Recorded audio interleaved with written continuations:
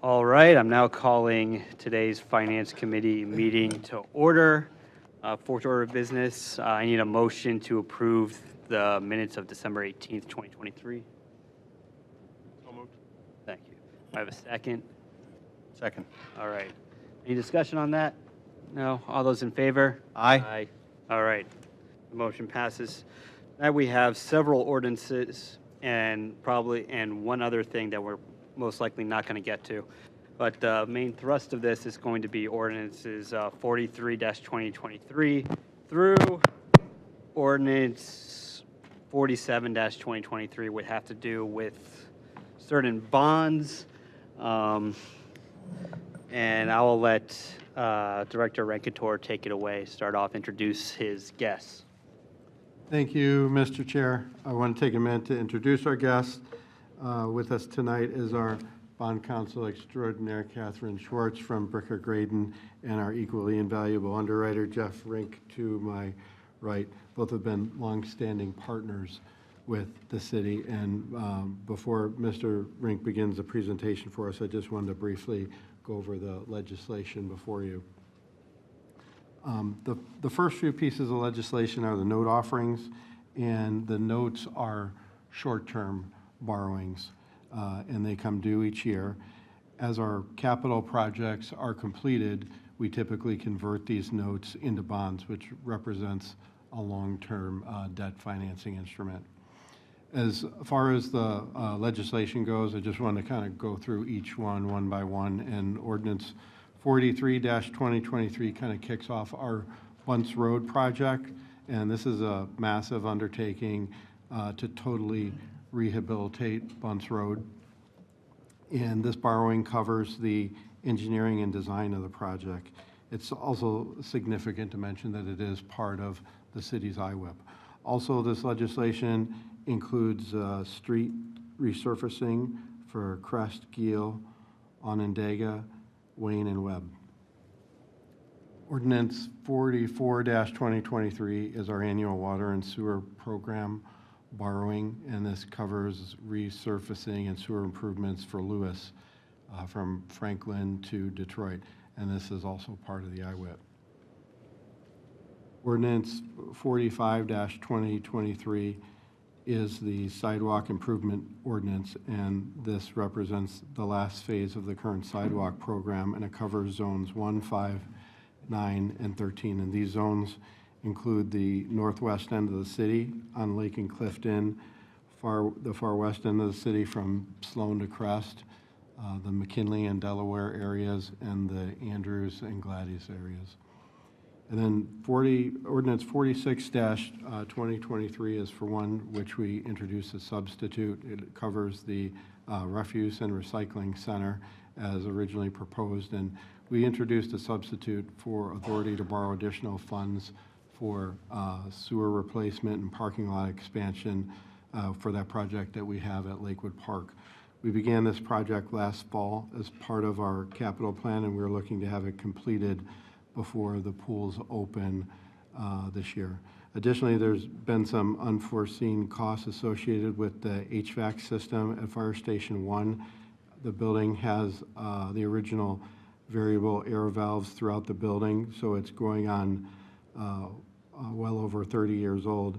These devices more efficiently allow for zoned heating throughout the building, so replacing the variable air valves with modern technology helps improve the building's heating efficiency. Additionally, this project will also insulate water piping, which will also help increase the heating efficiency. These are all categorized under our city's facilities. The other thing I'll mention is, based on our latest advice from outside legal counsel, we believe that the originally planned funding source isn't viable for this project because it relies on American Rescue Plan Act funds, and therefore, in order to have enough funding to complete the project, additional borrowing is necessary. The final ordinance is... real briefly, Director Renkator, the proposed substitute would increase the amount from $1,020,000 to, it looks like, $3,240,000. sir. Okay. And that is to account, I'm sorry if I'm restating this, but that is to account for additional funds needed due to some unforeseen circumstances and to needing different sources of funds because one isn't viable according to legal counsel? Yes, Or- sir. Okay. Thank you.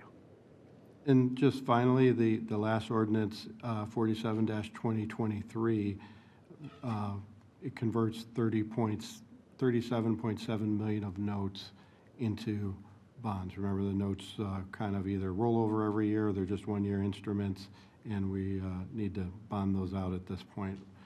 With that, I'd kind of like to turn the floor over to Jeff Rink, our underwriting partner at KeyBank, and Jeff's prepared legislation that you have both a packet for, and you also have it up on the board. Mr. Chair. Council Chambers. Before diving into the presentation, which I'm confident will be a very good financial strategy and update on the ever-changing financial markets and the winds, I guess I have another question, Director Rankator, or two about what you already presented. And that is, so first, the first ordinance, that is not, are all those new notes, the 2.5 million, unless, just refer to this? Yes, anything that's notes is new, so the only thing that's old is the last one, the 47-2023. Those are old notes that we want to make into bonds. Okay, so we'll hear from Mr. Rink in a second about why we'd want to choose now to go to bonds instead of reissuing as notes. The second question I have is about two of the projects. One is sidewalk. If I hear you correctly, are we saying we're only now getting to the final phase of the full 30 zones? Because I thought we were doing that completion 2 or 3 years ago. I'd love to hear from anybody who might be able to speak to that. And then the second thing is, I'm glad to hear of the fire department efficiency overhaul. I'd love to learn if we're doing good, better, or best on efficiency equipment there, because that is directly in alignment with our climate action plan. There's a bunch of federal tax credits. I bet you Ms. Schwartz knows a thing or three about those new tax credits. And I don't know, without asking the question, what the intent is. And I know that often, by the time it gets to the council dais, there's an urgency within the administration to get this out to bid. But I want to make sure before we commit to something and we buy a 30-year or 40-year piece of equipment that we've got the right level and degree of efficiency in there. So I'd love to hear from that. I don't know if Director Leininger knows those answers. It probably is more for Director Gordon. But I know we're talking financials today, but it's on the docket, so those are the kinds of things that come to mind, and those are traditionally the things that we don't necessarily always slow down and get right, including the replacement HVAC for this building. I know that was done on a quick basis 3 or 4 years ago, but I don't know if we've done as thorough a job as we really should, and that we call for. I'd love to learn otherwise. Mr. Bullock, if there is not an answer right now on the floor, would you accept those answers in writing?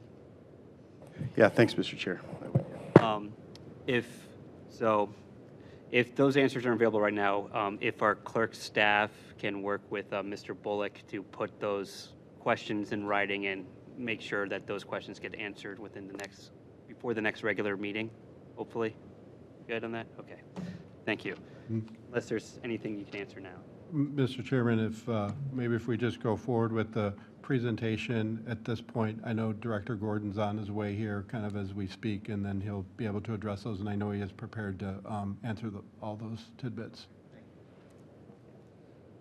One just quick clarification note. The addition of the improvements to the fire station, which fire station is that? Fire Station 1. Okay, thank you. May continue.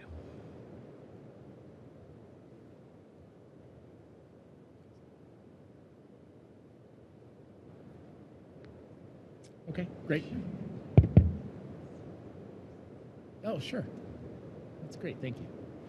Good after, or I should say good evening, everyone. Thanks for having us again here. My name is Jeff Rink, Managing Director with KeyBank Capital Markets. Great to see many of you again. And for those that are maybe seeing me for the first time, thanks for allowing us to present to you. I work for KeyBank in a role of underwriter that acts as selling the city's debt to the markets, and with the goal of making sure that we put together a sound financial plan along with your finance team, the mayor and the administration, and then Catherine Swartz, who's here as bond counsel from Bricker. So certainly stop me as we go along here. We have a few slides to talk about, but as we get into this, I will say to a lot of folks, and it's true, there's past debt that the city has that we've talked about, right? And then now there's going to be some new debt this year, and we'll get into the details of all that. The city, as I've said in the past, you're very fortunate, and I think it has to do with good planning and good management in terms of the source of funds that you have to pay your debt. And that's really critical, I think, to understand, and something that we underscore to the rating agencies. Most cities will, as they incur debt, they have to make a decision to pull funds from other programs out of their general fund to pay the debt service on that type of debt. And so many times cities are making a policy decision on what are we going to potentially give up if we're going to issue debt for these types of projects. The city of Lakewood has long had specific revenue sources dedicated to debt service, so that you don't really have a choice to pull it out and spend it on something else, right? So for example, and we'll get into this, one of the sources of funds is dedicated property tax millage that can only be used for debt service. Again, unique to Ohio municipalities, but tremendously helpful and strengthens your credit rating out into the market. And then a lot of these projects, as you well know, are water and sewer related, and so they're funded from the water sewer funds, right? Which is something that is the point of setting those funds up. So I point that out as we start along, that you automatically are starting in a much better and healthier financial shape than many cities that have to make those policy decisions on sort of what you can afford to fund. Not that you shouldn't be making decisions on sort of what you can afford to fund and how you finance it, but the main thing is you have those sources of funds, and that's what's just frankly, for someone financial nerd like me, just makes it tremendously fruitful to work with. So real quick, in short, that means that our ability to borrow and our ability to get a good credit rating is based almost fundamentally on our housing stock and the health of our housing stock? I would say yes, because of the property tax millage, and then I guess you could say also yes, right, because of the water sewer, right? They're paying those fees. Yeah, you're absolutely right. Yeah. Thank you. Which, as you probably know, and we're touting this, is just continued to grow and appreciate very, very strongly. In fact, is, again, I'm sure you all know, among the highest in the county. And we expect that again, actually, next year when there's the revalue that will take place. So, yep. Thank you. So what we put together in the materials, it's only about not more than a dozen pages. The first few pages, which we don't have to spend a lot of time on, are really just the debt profile of the city. So all of the city's different debt issues are listed among the first couple of pages through page 6.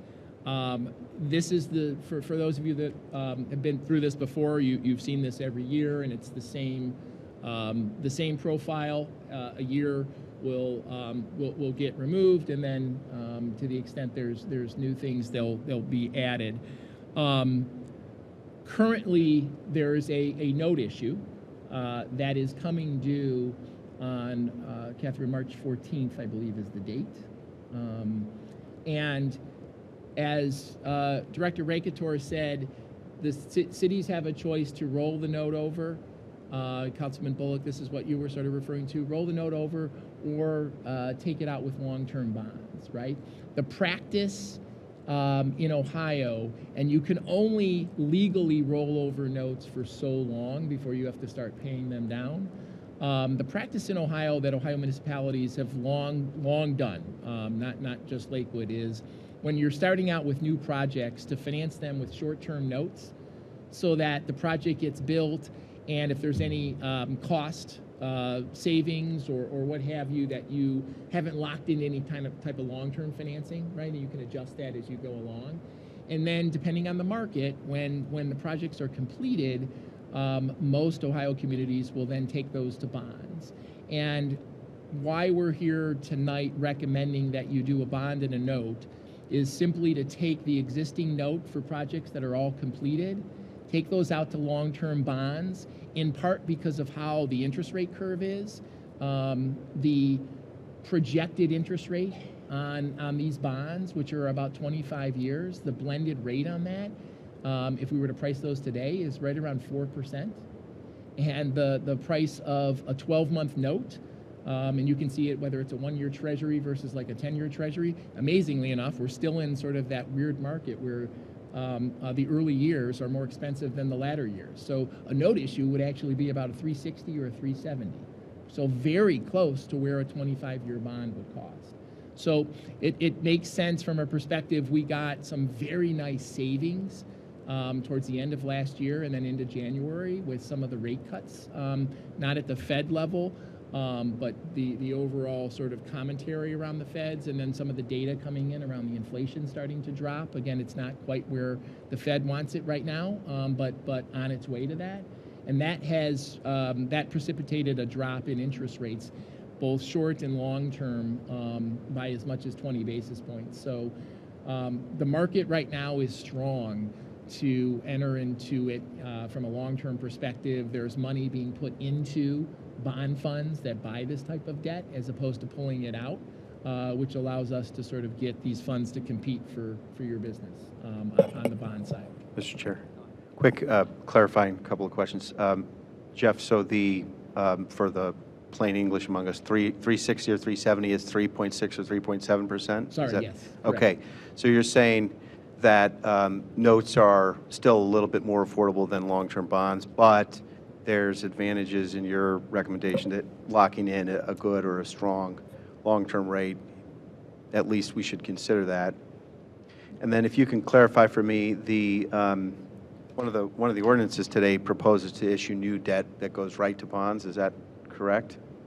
No, I No, don't. I okay. don't believe so. What's the 4 I think all point- the new debt is notes. for Okay, it's projects that, notes. right? have not So been constructed. the one that's 4.1 million that goes to bonds, that's previous debt?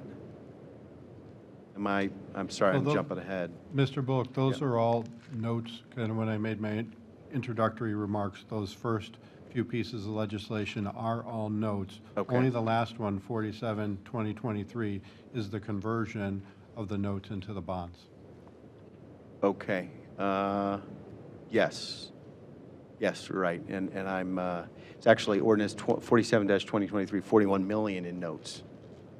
It's 41 million in bonds, and what that 41 million is that last year bonds, we okay. issued Retiring notes, right. 37,695 is what we issued last year. There's no overage, but we did build in a buffer because at some point, Jeff can describe this, at some point we generally pay cost of issuance and any additional costs with premium. So we just built in a buffer on it, but we expect to issue actually less than, if you look on page 6, Jeff is guesstimating that in order to roll over that 37,695,000, that we are going to actually issue 35,770,000. Okay. We just have that. Not That to exceed buffer. 41 It's a not to million. exceed Right, amount. I Yeah, not got to you. exceed amount is Okay, and I know I keep jumping in the last question is, this on our screen right now, is this the sum total of all the debt series? I think it is, but I just want to make triple sure because in previous years when we did this, sometimes the debt would go back to earlier years. And the oldest I see on slide 5 is 2016. And that's because everything earlier than 2016 has matured. Is matured and paid off or It's rolled or in? it's been refunded. In some cases, there were a few maturities left over, but I think it was like the 2012s may have just fallen off, and we may have done some refunding and had a couple maturities left, but that is the most recent, Right. that is the oldest debt. Okay, so our current number is 94.485. And we're proposing today to add to that number, correct? The total amount, so Well, yeah, to be clear, so the 94 is what the amount was when every bond was issued at the time at their issuance. So you don't have 94 million outstanding today. you Gotta have, look at Today the you have bottom. 61. Yeah, And it's that's- Very 61 good, million. okay, and that's thank not you. including the notes. And it's not including what we're talking about today. Okay, so we'll add to the 61 and a half. That's, so I'm glad I asked these questions to unconfuse myself. Hopefully others see it too. Thanks. Sorry, Mr. Chair. Yep. So what we're talking about adding today is if we actually go forward to slide 8. So slide 8 shows a summary of what Director Rankator went over, both on the bonds, showing what if we were to sell this today, we would estimate selling bonds in the amount of $35.7 million, and then notes in $11 million. The $35 million of bonds would allow us to take out the existing note issue now that all those projects are done, and we'll show you what the projects are in a moment. And then the $11 million would be new capital projects that, if you actually go ahead to page 9, shows the projects that make up the notes. And equally importantly, shows the funding of where it's coming from, right? So if you look on page 9, you can see city facility infrastructure repairs, sidewalk improvements, and then street improvements and sewer improvements. You can see the different funds. Fund 401 is the property tax millage dedicated to debt service. And then funds 510 and 511 are your water sewer funds. So those are new projects that are going to take place and would be proposed to be financed with a short-term note until the projects are done and the final costs are certified. And then on page 10, the next page shows all the projects that made up the previous year's notes that we would now take out with this bond issue. And you can see the amount adds up to more than that $35 million figure. That's just a phenomenon now in the market where investors understand that, for example, they could buy a 10-year maturity for the city of Lakewood and pay interest rates or really demand a yield sort of in the 3% range, for example, or 2.5% range, but they want a higher interest rate in case they need to trade out of that at some point. So what they do is they pay more than 100% for the bond in order to increase their interest rate. So you can think of it as if you are buying a home and you pay points to lower your interest rate, investors are doing the opposite with you. They're saying, we're going to pay you more money so you don't have to borrow as much money, right? That's why we're showing 35 million of bonds to take out 37 million of projects. They're going to pay you more so you can borrow less to have a higher interest rate, right? And then the way the math all works out is that's actually more efficient to do it, as opposed to saying, no, you just buy it, they call it at par. They would want higher interest rates than what we can really get them to commit to. So that's sort of the premium, as Catherine mentioned earlier, the idea of what a premium is and why you're seeing a bond amount that would be below what the amount is to take out your projects. Mr. Ring, so that practice is better for both parties, for Both us? parties. Okay. Yes, yes. Okay. More so you all. Well, yeah, both parties it is, because the investors do want a higher interest rate in case they need to trade out of it before it matures. If we couldn't do that, then we would, as a city, have to be paying higher net interest rates than what we would be paying. So it absolutely benefits both. And if it didn't benefit the city, we certainly wouldn't. Okay, Wouldn't thank do it. you. Yeah. Yeah.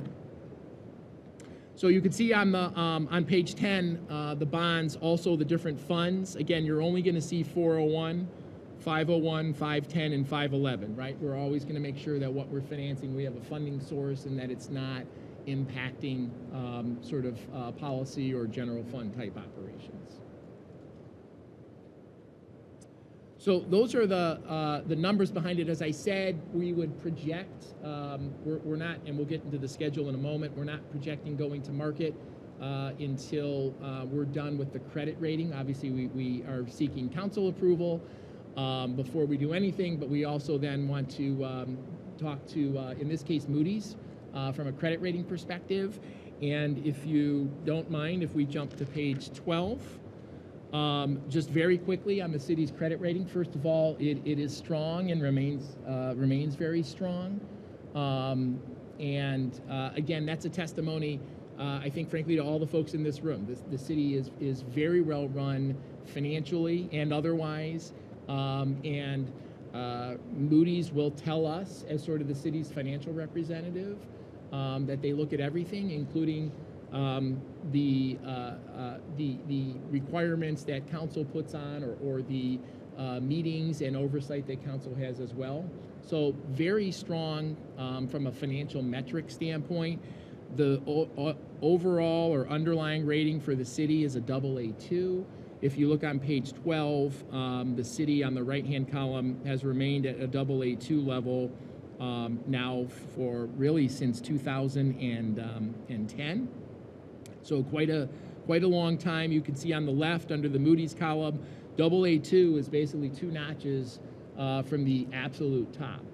And when we look at AAA rated entities, most folks that would fall in the AAA rated category are going to be very large, frankly, southern states that are growing both economy and residentially, or municipalities around the country that have a lot of open green fields for development.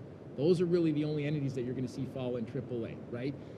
Or you have a ton of industry. So very few AAA entities in Ohio. Westlake would be sort of the closest one, sort of in our region, in our county, a lot based on sort of the business entities that are in Westlake. So, Mr. Chair, yep, how are we doing on lobbying Moody's to great question. disincentivize sprawl in its financial rating So system? yeah, so that's a great question. We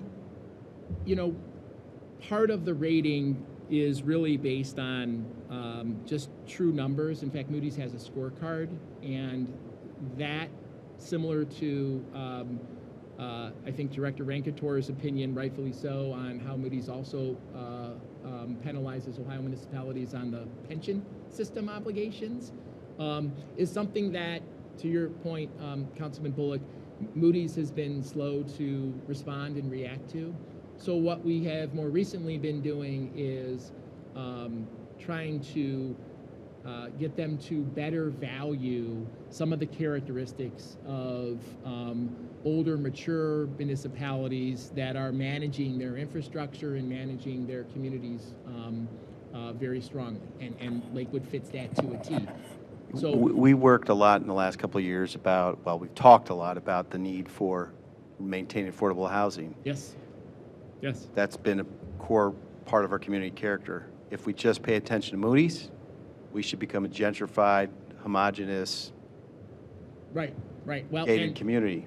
So that's another, I mean, can there be ESG for Moody's and its partners? That's another conversation, but it's my sure, annual chance sure. to whack the pinata. And while you're not wrong, I will say, though, indirectly Moody's is going to give you points for that, and here's why. Because one of the great things about Lakewood is because of the diversity in so many different areas, including housing stock, it attracts folks that want to live in that type of environment, right? And so whether it's looking at the residential neighborhoods and the turnover of new houses, or looking at just the values, both on commercial and residential properties, and the appreciation, Lakewood annually, and I think it's next year, I think, Keith, Peter, we have a sexennial reappraisal coming. When the county reappraises values, and I think all of us as homeowners probably don't love it because, they tend to increase values and then our taxes go up a little bit. But it also is a sign, as we all know, right, of the strength of the community. So I would argue, and we've argued in Moody's, and they've accepted this to a certain degree, that it is the diversity of a city like Lakewood and all the things that Lakewood brings to the table that attracts folks of all different kinds, and including socioeconomic status, which in turn sort of gives that vibrancy to a city and maintains the tremendous amount of sort of small business, small retail shops that you have, all of that contributes to your valuations. And you score very high on the scorecard on your property valuations because you're very dense, and that's a positive from Moody's standpoint. So you are right, Councilman Bullock. It's a battle, but I think they have started to ingrain more more metrics in their scorecard that sort of reward some of the things that cities like Lakewood do nationally. So page 13 talks a little bit about just what we are planning to talk to Moody's about. Page 13 shows the financial performance. Lakewood historically always scores and will score again very strongly from a financial perspective. As you all know, the finances are managed very strongly here, starting with the mayor and Director Rankator and then Assistant Director Keith as well. So we're good from a financial performance. Cash position very strong. The economy, and Director Leninger has been very helpful with this too, and he'll be speaking with us when we speak to Moody's next week. We'll be talking about sort of the demand for Lakewood real estate, the valuations of the properties that we've talked about, building permits, all of that, and the programs that Lakewood offers and has to promote all of that. Where we have always had to spend time on with Moody's from a credit perspective is on the leverage side. We have to make sure Moody's understands that you do have funding sources to fund this debt, right? Because it is a lot of debt from a number perspective, but Moody's agrees is if there are dedicated funding sources. And remember, we are adding to the debt, but we're spreading it out over 25 years, and there are other debt issues that are falling off in that time period, right? So we're still all within the right metrics relative to Moody's. It's my humble opinion that we're close. I don't think we're quite there, but we're going to ask for and begin the conversations with Moody's about potentially an upgrade on the credit rating, which, if successful, would get the city to a AA1 rating, a rating that the city's never seen before, and is extremely difficult to achieve. Extremely difficult. The median of U.S. cities is a AA3 rating. You're at AA2. You're above that. We're not talking about concerns about your rating. We're really talking about, do we have the ability to get it up? I think we probably have more credibility to talk to Moody's about that next year when the reval comes in from the county, because we expect it to be, again, Lakewood leading the pack on that. But we certainly are going to have those kind of conversations, led by Director Rankator, who's been rightfully so sort of pounding that table, saying we deserve that. So we'll see how that all shakes out. I do think the conversation's at least warranted, which is a credit to the city's financial strength.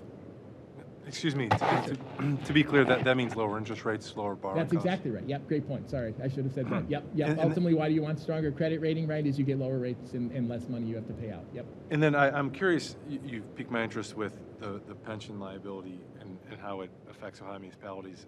Explain that to me. Yeah. So I will do that along with Director Rankator, and I will preface it by saying we disagree with how Moody's and the credit ratings evaluate that, because they lump all Ohio municipalities together and have done so for decades now, and basically look at the pension systems, even though they're at a state level, they look at those as long-term obligations of the city versus a current year expense. And so they have a general rating, a general sub-rating on pensions for all Ohio municipalities that's on the lower end. It's one of the things that sort of brings our scorecard down. Director Rankator, if you want to speak to that as well. So about 10 years ago, the Governmental Accounting Standards Board changed the way that we account for pensions in our annual financial report. What that does, basically, our liability is really a current liability. For all of our employees, we take pension payments out of their payroll, we add ours to it, we send it to the state. It becomes a liability of the state. What the Governmental Accounting Standards Board proclamation says that we have to do is we have to allocate a portion of the state of Ohio's pension liability to each and every subdivision throughout the state of Ohio. It's not our liability. Our liability ceases when we make the payments for all of our employees. But this is their kind of pension reform. In most all the states throughout the country, this is a big issue, is post-employment benefits, not just with the pensions, but they've also come back with the health care, also post-employment health care. So it's like they think that we have that as a liability to us, which we really don't. That clearly rests with the OPERS board, with the fire and police pension boards. Those are their liabilities. But for accounting purposes, we have to put it in our financial report, and guess what? We kind of get penalized for it. And 10 years ago, when I was at the county, I wrote the Governmental Accounting Board a letter, signed by my boss, the county auditor. We went through all these different things about how it would penalize us. We think it hurts our credit rating. That's what I said 10 years ago, and I see it now. In our report, every time they issue this thing, they say, they make some kind of comment about our pension liabilities. And ours are really kind of, it's just a fun with numbers sort of thing. They have this liability at the state, and we spread it out amongst everybody. We allocate it. Well, it's not really our liability, though. It's the state's, clearly. What they could say as well, maybe are they going to make us pay some portion of that at some point? I mean, I can't really see that happening. That would cause all kinds of things going on. There'd be huge upheaval amongst all the local governments. I can't imagine that happening. But that's kind of the long and short of it, is there's this pension liability at the state level, and there's a shortage, big thing in all accounting. How do they account for that? Well, they spread it amongst all of us. Not really our liability, but this is where we kind of get penalized for it. On top of that, I would also mention that we have a couple of funds in the city's chart of accounts for the police and fire pension. I mean, we have fund balances in those. I think those are to our credit, a credit positive for us. And when we talk to Moody's, we're definitely going to bring all of this up. Have a plan I'm devising with my team here, and we're really going to try to sort of take that state effect out of our numbers so that they more truly reflect where we really are, because it's really is a huge penalty. Really, I don't know exactly what the effect is. We're kind of working on exactly what those numbers are going to be, but we're going to put our best foot forward for the city and the citizens to try and get our interest rate lowered, whatever we can, and have that status of being AA1. We at least want to talk about it. Might not happen this year, but we're the mayor's going to come in and lay that foundation for that. Thank you. I think that's the most impassioned I've ever heard Director Rainville give a discussion. And I totally understand and agree with your point that that's OPERS' liability. It's not the city's. So, I mean, perhaps doing an alternate set of statements, Right. without that, Right. and using it as part of the argument for AA1. Yep. No, great question. And unfortunately, they basically say the same sentence in every report for every city in Ohio, right? So it's frustrating, as you pointed out. So if we go to the next page, we're just about done. This is the schedule of what we are hoping to do. So happy to answer further questions tonight. Ultimately, about the middle of the page, February 28th is when we would like to price the bond issue, which means we actually get orders from investors and set the interest rates, right, based on the lowest rates we can get at that time. We would have the credit rating about a week before that. And then the note issue would be priced just not quite a week after that, but that first week of March. When I say price, again, that's making sure that we get the orders from investors and we lock in the interest rates with them on that day, and then we actually close the issue and fund it with investors, both issues, notes and bonds, on March 13th, which is the day before the current notes come due, right? So you'd have the money then through the bonds to pay off the notes and be all set. So happy to answer any further questions, but very much appreciate the time. Sorry for maybe taking a little too much, but appreciate the time. Mr. Chair. Thank you again for Sure. coming and doing this. This is my 6th round of this. Crazy. Oh, no, 7th. Oh, jeez, I'm Right. getting old. Anyway, but thank you again for being here. And just one question about just timeline here. I remember we started this process. We started, I think, in April, a few years back. Right. I know we were trying to align this a little bit. Can you talk a little bit about why we're moving it back in the year, slowly getting back towards our normal budget time, and sort of what is our target there and why? Yeah, great question. So I think when we were doing it back in April, because when you think about it, when you have notes coming due, right, they're going to be due like a couple of days, a couple of days earlier every year, and so eventually they're going to get into a time frame where either it's not ideal for the market, or just as importantly, it's not ideal for staff, right? So the market is usually very attractive coming into the new year, right? A lot of things are rushed to get done in the municipal market by the end of a calendar year. And then you sort of see, and we saw it again this year as we got into December and then January, sort of interest rates settle out again. Now, obviously the macro factors of inflation and all of that will always continue to inflect interest rates. But when we had the chance, when we weren't doing bonds and we were just rolling over notes, we were able to set up a shorter note, I believe it was at the time, to sort of get us more closer to the beginning of the year so that it's still not affecting the budget process, but allows us to potentially, especially when we sell bonds, access it in the first quarter of the year. So that was sort of the thought process behind that. That makes sense. So rates are best, and it's right on the heels of our budget process. We pass the budget, and the ideal thing is we want to know right away kind of where we're at and what the bond market's at that moment. So that's helpful. Another factor is that every year we have to move our closing date up a day or two. And it's just like, I think it was in early March, or it was in early April, like more than 10 years ago. And now, and sometimes it's more than 2 days because of the way that the calendar falls. So we're just inching up naturally. We can never go longer than a year on our notes. And we always want the last issue to close at least a day before. So if we continue doing this, we're just gonna slowly get closer. At some point, we could do a 6-month note to push it, to push it out. You could do a 3-month note. It's kind of an extra expense that you try to avoid. But what we've done to address this is that we're doing the first reading of the legislation in December now, so that we can make sure that we have sufficient readings, we have sufficient time, we can come to Finance Committee before we go to a rating or before we sell. Progress in inches. I appreciate y'all. Yeah. Thank you, Mr. Chair. Thank you.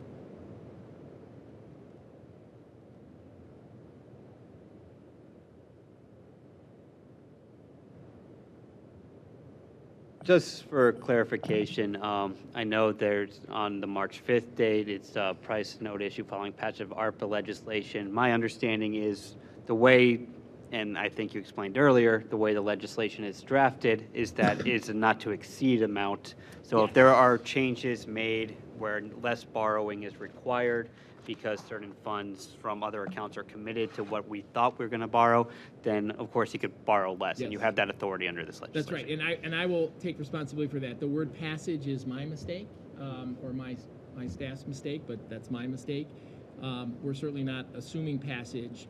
The point of the note pricing after your March 4th meeting is if you do allocate ARPA funds to that, that'll size the note at one level, and if you don't, it'll size it at another, right? So we'll be fine either way, but certainly following the mayor's lead and asking for passage on the 4th, that will allow us to lower the size of the borrowing by $2 million, I believe it is.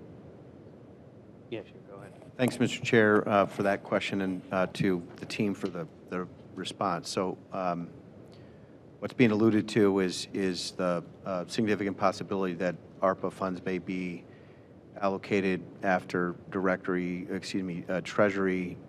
U.S. Department of Treasury updated directions. And so if that happens, there might be $2 or $3 million or more of funding reallocation. So, if we come to that decision, and I agree with by the way, the planning of this calendar to make sure that we're prepared to make use of the city council meeting schedule well in advance. Let's say we do that. Could you then calculate for us the, you know, the savings, the swing in how much money would be saved to the city budget, and by extension to the taxpayers Sure. through that? Yep, it'd be $2 million. Debt reduction. And then we could certainly do the math on that relative to the interest. Okay. Absolutely, yes. Okay, thank you.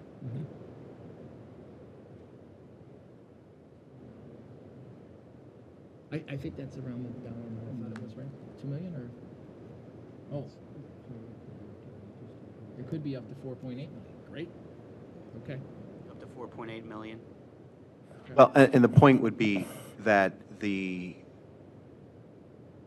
you know, if we were to relieve the debt, the near-term debt, what then would that afford us in the out years? Yes. Either savings or more financial capacity, but ideally, if you're saving, you'd want to keep those savings Sure.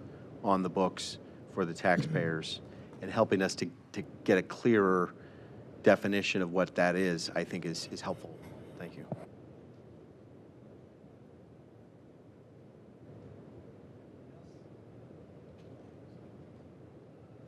Thank you very much for those presentations. I don't know if any of y'all have anything else to add to this. I do not believe that we substituted in committee. I believe that was provided to us. So what I can do now is move to substitute with proposed sub-ordinance 46-2024 for 46-2023. You'll find that full substitute on the regular council meeting in Granicus. Second, Mr. Chair, but point of order. Yeah, sure. On my agenda, it's just showing 46-2023 with a proposed substitute. Is that accurate? Is that what you're seeing? I'm seeing, well, I was looking at the regular council meeting to make sure it had the same thing, and I think since it was brought in, was the substitute brought in 2024 or 2023? It was 2024, right? It was brought in 24, Mr. Chair. So you would be substituting 46-2024 for 46-2023 then, right? Yeah. It was stay 2023? Okay, so, yeah, that makes sense. All right, sounds good, accept your point in order. So We'll just move it to amending the motion to be to, substitute 46-2023 as proposed. okay, second. All right, any discussion? All in favor? Aye. Aye. All right, so I think we could rightly do this in one fell swoop if there's no objection to it. I move to approve ordinance numbers 43-2023. Recommend for approval. I didn't say recommend, I just said approve. Well, I'm assuming too much. Not yet. Well, we'll see what the charter says in the future. But we'll move, I will move to recommend for approval ordinance 43-2023 through ordinance number 47-2023. Of course, 46-2023 is as substituted for approval to the full council. Probably repeated myself, but. Second. All right. Any discussion there? Yeah, Mr. Chair, I'll just Sure. note for the record that included in that is ordinances 43-2023, 44-2023, 45-2023, 46-2023, and substitute 47-2023, just to be clear. Is it substitute 47 or 46? I think it's substitute 46. 46, All right. correct. So the clarification is substitute 46-2023 and 47-. We're not all perfect, I guess. All right. No, that's helpful clarification. All right. Any more discussion? You have anything to? There's no substitute for 47-. Right. Yeah, we corrected that. Thank you. All those in, You're on your- yeah, we're, making sure you're earning your fee. We don't want you to just take some time off. Yeah. All right. All those in favor? Aye. All right. Ayes have it. One more.